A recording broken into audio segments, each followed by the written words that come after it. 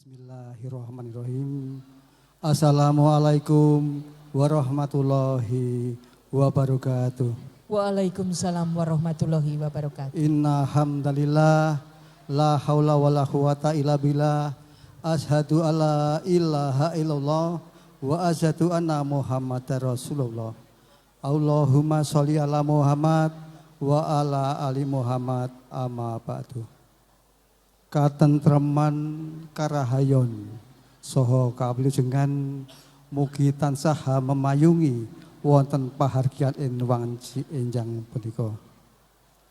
Dumateng para sesepuh pinisepuh ingkang satuhu kinurmatan. Dumateng para tamu kakung Sumawana Putri ingkang dahat kinabekten.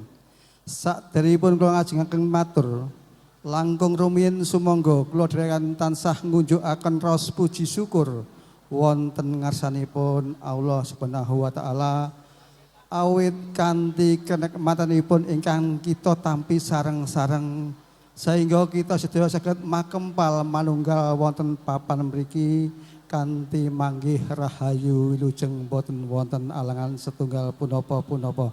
Amin.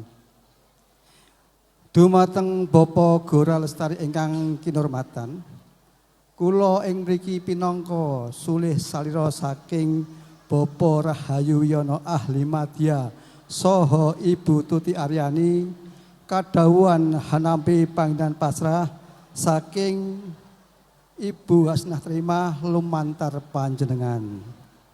Ingkang kapisan kula hangaturaken pambagya wilujeng sugeng rawuh saha kula hangaturaken agunging panuwun dumateng panjenengan saha pangombyong mugi tansah pinaringan rahayu wilujeng. Ingkang kaping kalih salam kawilujengan saking Bob Ibu Hasnah Terima lumantar panjenengan sampun kula tampi kanira ing manah. Manah.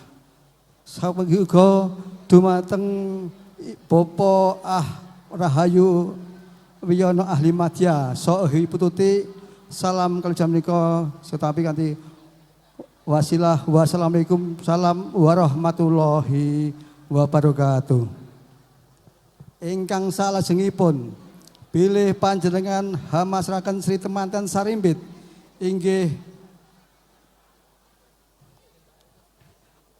Pratu Maifan Aditya Pratama lahir Madani putra saking Bapak Rahayu Wiyono Ahli Madya saha Ibu Tuti Aryani sehingga kalih Roro Meldanengsi Ahli Madya keperawatan putri saking Bapak almarhum Muhammad Amin saha Ibu Hasnah Terima wekdal menika kula tampi kanthi renoning manah.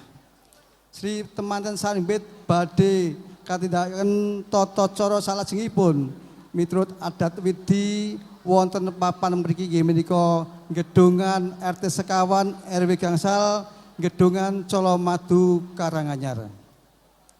Hamba bilih samangke sampun semetos dayanipun Sri Temanten Sarimbit badhe kalenggahaken wonten papan palenggahan ingkang sampun piniji. Ingkang salajengipun bilih panjenengan hamasraken angsal-angsal sampun kula tampi kanthi bingkai manah.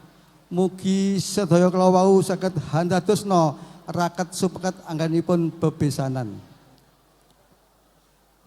Panyuwun Bapak Rahayu Wiyono Ahli Madya saha Ibu Tuti Aryani lumantar Bapak Gora Lestari panjenengan kasuwun hangistreni saha jenengi lampahing tata cara pahargyan ing wanci enjang punika. Hamba bilih samangke pahargyan sampun paripurna Bapak Rahayu Wiyono Ahli Madya saha Ibu Tuti Aryani namung saged nderekaken sugeng kondur. Mugi konduripun panjenengan saha pangombyong tumuju dalemipun piyambak tansah manggih rahayu wilujeng boten wonten alangan setunggal punapa-punapa. Dumateng para Bapak Gora Lestari ingkang kinurmatan, makaten anggen kula nampi pasrah panjenengan hamba bilih anggen kula matur kathah kekirangan, kathah kelepatan, kula namung saged nyuwun agunging samudra pangaksami. Kanthi tutupe atur hayu hayu rahayu samiya pinanggya. Wabillahi taufik wal hidayah. Wassalamualaikum warahmatullahi wabarakatuh. Nuwun wedal kula wangsulaken dumateng pambiyawara. Mekaten atur pasrah saha penampi sampun paripurna. Penganten kekalih badhe kalenggahaken wonten ing sasana piniji. Nanging saderengipun tata cara ngunjuk tirta wening saha kepiyokan kaperwakan ingkang dipun pratitisaken dening Ibu Juru Pangadi Busana. Sumangga klaturaken.